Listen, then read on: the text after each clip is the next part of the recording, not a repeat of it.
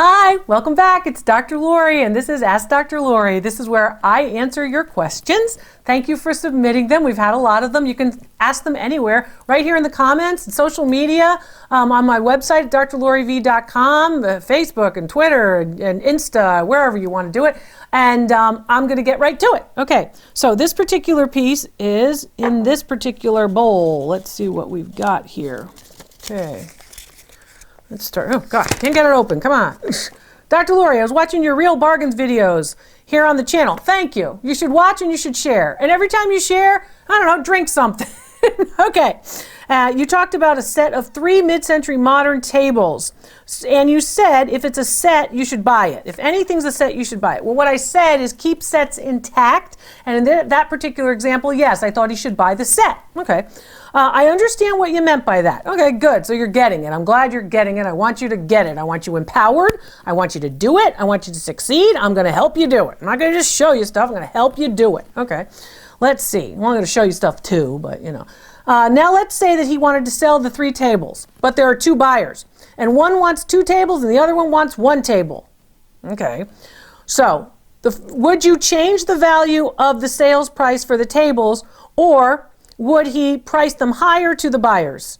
Well, you know, it sounds like Mrs. Niven in my 11th grade math class, which was Algebra 2, which was like, you know, if a train leaves Chicago at 4 o'clock in the morning, when does it arrive in, I don't know, you know, Topeka? I don't know. With going 40 miles an hour. Anyway, so what should he do? I hated algebra. Did you like algebra? I never used, I don't know, maybe I used algebra and I didn't know it. You know, like in the back of my mind somehow. But I didn't ever solve problems like that. I was a problem solver. I learned critical thinking at the University of Michigan and probably in high school too. But basically, you know, I don't know, those algebra problems, who's really doing that? 60 miles an hour in Chicago and Topeka. Anyway, would you change the value of his price for the tables? Okay, so a couple of things. First of all, you are making a decision to break up the set. So if you're making a decision to break up the set because you got 2 buyers and one wants 2 and he doesn't want the other one, if you're a buyer, that's not a smart deal. That's first. So if you're the buyer, I only need 2. Okay, you might only need 2.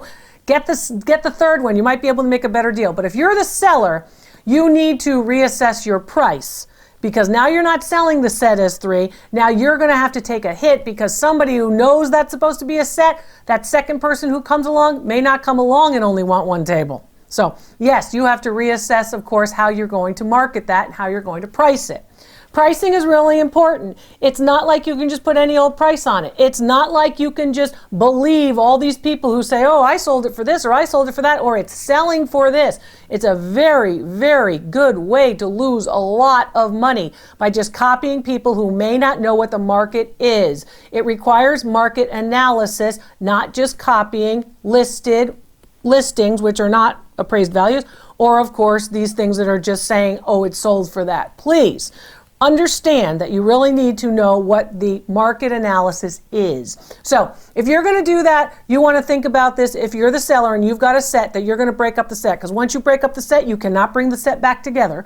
If you have 2 buyers, you do have to reassess. Well, I'm going to lose something in only selling you 1 table, and if I'm going to sell 2 tables, then I have to reassess those particular prices as well. List prices, of course, different from actual values. So there you go. That's a good question about selling. And I like to help sellers and I like to help buyers. And because I have this particular background and expertise, I can do that. So, you know, many, many years doing this and being in the field, and I want you to learn it. So this is our bowl. Today's bowl comes from Mikasa. Mikasa bowl, this one, is in the country manor pattern. You can see the nice little decoration. It looks kind of like a basket. It's got a nice finial on the top of it as well. And it is rather new. It dates to, of course, the early part of the 2000s, actually introduced in the 1990s by Mikasa, and then it's continued. And it's for folks who like a little bit of flair, but basically white china, or off-white china. My mother called eggshell or ochre, or, you know, my mother used to have us repaint the dining room all the time. She was great at painting. Somebody wrote in one of my comments, Dr. Lori, she's always painting the porch, and it's really true. I get the giggles when I think of my mom, because she was always painting something she wasn't very good at. She'd like make a mess with the paintbrushes. But so she liked everything to be clean, very, very clean. I had very immaculate, clean sisters too, very clean. And she would go, okay, we're going to paint the dining room. Well, what color are we going going to paint? Are we going to paint a color? We always wanted a color, and everything was always, it's like, yes, we're going to paint a color this time. It's going to be beige. And it's like, beige, it's either off-white, ochre, eggshell, white. Oh gosh, it was always one of those, that sort of element of the whites, if you will. So if you need somebody who can tell you the different variations of white, I'm your girl. Anyway, my mother's dining room was usually white. Having said that, let's get back to this. So this is your Mikasa bowl. Your Mikasa bowl is worth about $25. Next question. In your opinion, what are some of the things that we can collect now in 2020 that will be of value later on? Well, that's interesting you'd ask me this question, because in the late 1990s, when I was asked this same question, I said, collect what's coming. And I oftentimes say, collect what's coming. And at that same time period, in the late 1990s, I said, you want to collect right now, not mid-century modern that everybody else is running around trying to collect. I want you to collect Art Deco. And I want you to collect Art Deco now in the year 2000, 1999 or 2000, and I want you to hold it until 2020. And then I want you to sell it because it's going to spike. And here I am in 2020, and guess what's happening? Art Deco is spiking. I wrote it in my internationally syndicated columns. I said it on television appearances. Roll the tape, because I was saying this 20 years ago. Because basically what we have seen, people who analyze the markets, people who are experts in the field, know what's coming and what's going to be valuable next. So I told you to collect Art Deco then. Here's what I would tell you now.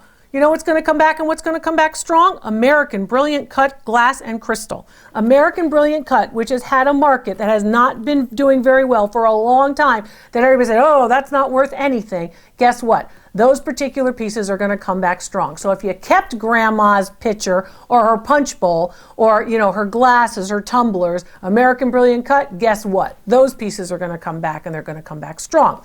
You know who else is going to come back strong? Colonial Revival pieces.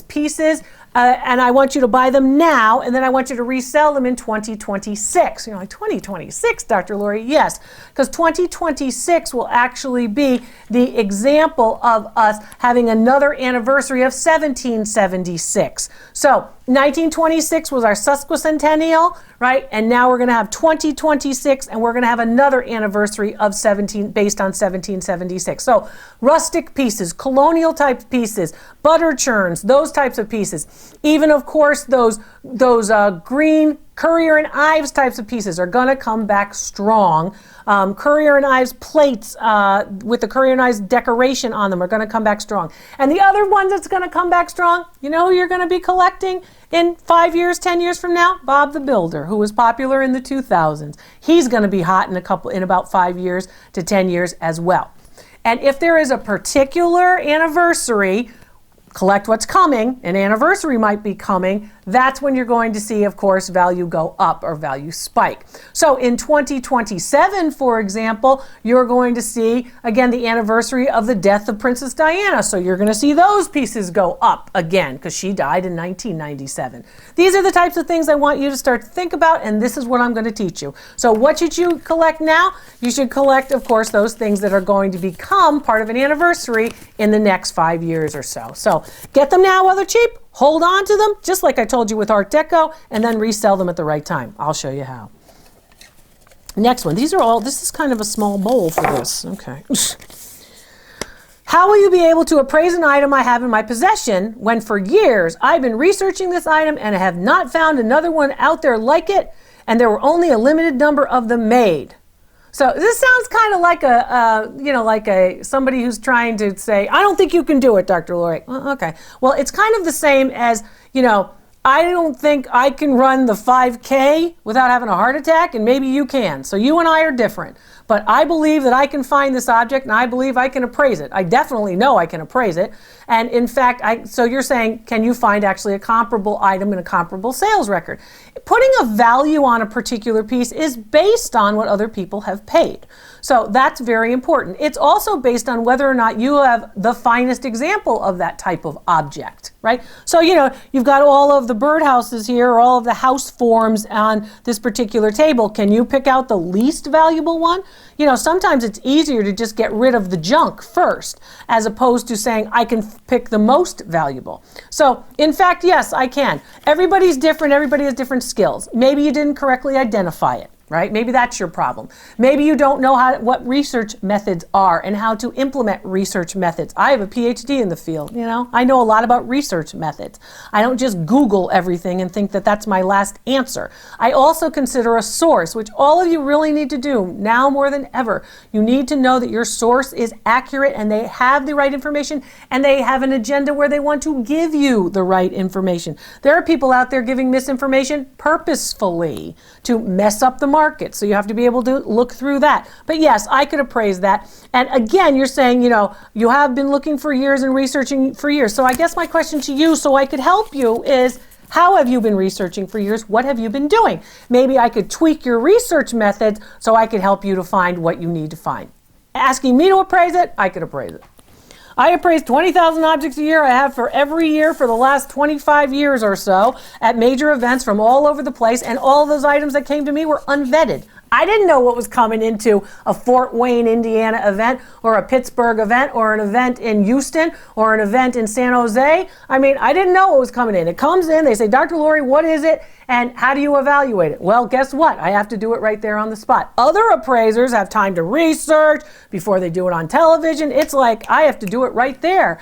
And doing that, you have to have the background. So I want to share with you how to do it. Okay. I bought a ceramic teapot at a thrift store without a lid. Should I buy a somewhat matching ceramic lid to go with it? Will that help me sell it? Can I increase its value by doing that? Okay, so here's a couple of things. It could be marketed without the lid, right? So you could say, here's my teapot, just like this bowl here that has a lid. So here's my teapot and I don't have the lid. Oh, well, I don't have the lid. So there are some people out there who go, oh, good, I wanted a teapot without a lid because I want to use it as a planter, or I want to turn it on its side and then I want to use it as a birdhouse. The repurposers do that. They're very, very talented and they know a lot of stuff and they think outside of the quote unquote antique box, right? So they have a teapot, there's no lid, so they hang it on a branch, they hang a wire on it from the handle, and all of a sudden it's a birdhouse for birds. You can come up with all kinds of ideas. So you can market it without the lid. You can try to find the lid, right? A lid that's sort of like it. But let me tell you, personally, I wouldn't want a lid that isn't the right lid, right? I'd say, I don't want the lid that isn't the right lid because it's not the right lid. I'm a purist. I like it to be the right thing. I like matchy, right? So, okay, that would be me, but there might be somewhere out there it doesn't matter. Oh, yes, it's blue and it's a little different and I like it to be contrasting, or I like it to be close. Some people like that. I've often been known to tell you when you're in the thrift store and you're looking at teapots or you're looking at anything with a lid, shake the lid, make sure it really fits, make sure it's the right one. Look very carefully at the details of the actual decoration on it. Make sure it actually matches. And then the other thing about this is, you don't have the lid? Well, in looking for the lid, you might find somebody who you can sell the lidless bottom to, right? So they have the lid and you go, hey, you've got the lid. Do you want to buy the bottom? I've got the base. So that's one of the things you can do too. So again, when you're looking at these types of things, try to buy the whole thing together if you could, if you had the opportunity to buy it. If you can't and you want to do it that way, when you're looking at wine decanters or other kinds of things with lids or stoppers, you want to think about having the whole thing together. But there are ways to market it, yes. I have a question about temporarily donating historical items to museums. Is it a good idea?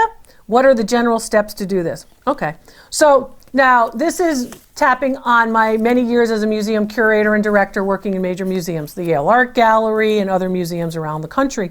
So a couple of things about this. First of all, the museum has to want your item.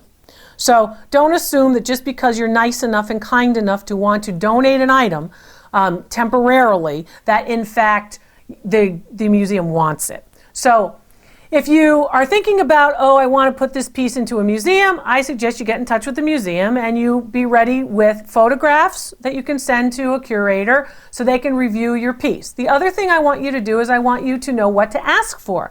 So you say, what do you mean know what to ask for? Well, Do you want your piece to be on loan? Do you want your piece to be covered with insurance while it's on loan? Do you want your piece to always be on display while it's on loan? How long do you want the loan? Why do you want the loan? Do you intend down the road possibly to donate the piece outright to the piece, not to the place, not just temporarily? So you have to think all of this through. If you have other questions like this in museums, you need to call your local museum, but I can help you walk through it. I do a lot of consultation for folks who are trying to learn about collecting or learn about what to do with their collection. Sometimes kids and family members or friends don't want your collections and you want it to go to a good place. So of course museums are oftentimes a good solution to, display something for your community. So I'm happy to help. Let's see, we've got this one. I'm doing a little happy dance, Dr. Lori, because I finally thought of a question for you. Well, good. I appreciate that. I'll do a happy dance for you. Okay, I like to dance. I'm not a good dancer, but I do it, and move around. I know you say toys and books are an emotional market. What else would you say is in the emotional market? Okay, this question was inspired by the toys that are on your table at some points. I hope it's a good question. Of course it's a good question. Thanks for all you do, Dr. Lori. I love you. I love you too. I really do. I wouldn't be doing this if I didn't love you. I care about you. I want you to succeed. I know this can happen for you. A lot of you like to shop. A lot of you have a good eye. A lot of you know how to sell well and are good marketers, and I want you to do both so you can do whatever you want to do. Use the extra money for fun, use the extra money to educate a child, whatever you want to do it. You can do it right here. I'm going to help you. All right, so this particular question is, I forgot because I was honking on, okay, about emotional markets. The toy market is an emotional market because, and I say it's an emotional market. All objects come with emotions. I don't care what it is. Here's an object right here on my table that's an emotional object to me, and it is this particular piece, which I'll put my gloves on for, but most of you will say, she doesn't really need her gloves for that. But this particular piece is emotional to me. My mother had dementia, Alzheimer's, a long time, and she would paint, and this is about what she could do. So she painted this whole little piece, and it even says Elsie 2013. She painted it for me. It's not worth much, but it's worth a lot to me. And she painted it that day, and I was with her, and it was nice to have, and that type of thing. So it's emotional, not valuable, but emotional. Childhood toys are usually emotional, and here's why. Because it relates to childhood, which relate to memories, and most people say, well, I don't really need the toy, but I had that toy and I'd like to have it. So the market goes up because, in fact, people will, if they have the means financially to pay a lot for them, they can pay a lot for those particular toys that they want to, recover of their childhood. That's why it's an emotional market. Books are like that too, because books usually bring you back to a place in your life. I remember when I read Huckleberry Finn, or I remember when I read whatever it might be. So that's what I mean by an emotional market. Emotional markets, when you drive the markets go up. Because if people are working on their emotions, they're probably going to, in fact, pay more for something. It's why an auction house sometimes will put the two cousins of grandma's auction right in the front, and when the quilt comes up, they're going to fight it out. The auction houses know that because, in fact, when they do things like that, they're saying they're working on the emotions of it, right? Oh, that was grandma's quilt, was always on her bed. Oh, I miss grandma. And that's what they try to do sometimes. So you want to think about that particular type of emotional market. Other emotional markets can be any item. Kitchen items are usually one because, the home and the hearth, that's usually an emotional market. People will say, well, equipment isn't usually an emotional market. I'm a big fan of baseball. Baseball could be an emotional market, or sporting pieces can be an emotional market. So it depends. But that's what I meant when I said about emotional markets. Okay, and then this. How do you know what to offer someone at a sidewalk sale when they say, make me an offer? I think make me an offer in that statement is a tactic. If I hear make me an offer, I wouldn't make an offer. If there's a tag, a price tag on that item already, that could be your starting point. Right? But if they say, make me an offer, how much would you pay for it? Now, you decide how much you really want for it. If you're the seller, you're going to have to step up and give me a number if I'm the buyer. So the buyer has to have some, abilities in all of this. And as for, of course, a price tag, if there's a price tag on it, if it says $25, you start negotiating from there. Again, the only non-negotiable in antiques, like I've said for 30 years, is always negotiate. And we love your videos, Dr. Lori. I went to an estate sale yesterday. Okay, estate sales are fun. And when you walk in, they hand you a basket to fill. Well, that's nice. I filled mine with a few items. Also nice. The estate sale host then gave me a number, took my basket to the checkout so I could shop without having to carry something around. I love that. That's nice. I like to be pampered. I always say, treat yourself. I've been known to say that a lot. Treat yourself. So they're helping you. They take the basket, they put it at the checkout, they wait. That's nice, like in a store. Good. After I was done, I went to the checkout to pay. The lady running the estate sale said, "Oh, we wanted to let you know that one of the items in your basket, well, it was already priced, but now we've repriced it." You've repriced it. So we decided to look it up online, and now we were asking more for it. Okay, so the person who's asking the question says to me, "I picked it up and their price was on it, and she said that this is what we want now, which is a higher price. So I told them to keep it." I think that's great. I do. Do you think the estate sale company should be able to do this? Well, they can do anything they want, right? But basically, are they able to do it? They can do anything they want. And similarly, you could do anything you want. You could walk. You know, this is like you walk into Walmart and you pick something off the shelf like a toaster and it's $29.99 or $49.99, and then you get up to the counter and you're doing, you know, you're basically going to be checked out and they're ringing you out, and all of a sudden the toaster isn't $49.99 anymore. It's $250. I mean, who does that? So, you know, that's a problem, I think, and I'm sure that they've run into this problem with other people. But then again, you know, it all depends on why they decided to do that. You know, now you decided to look it up online. Once you make the number, it's the number. Once you set the price, it's the price. So do I think they should do that? I don't think that they're going to get a lot of good press from you, right, when you tell your friends about this particular estate sale company. I think a lot of estate sale companies do very good work, and a lot of them don't work this way. But if they do, I think your idea to just walk with your wallet is always a good one in that situation.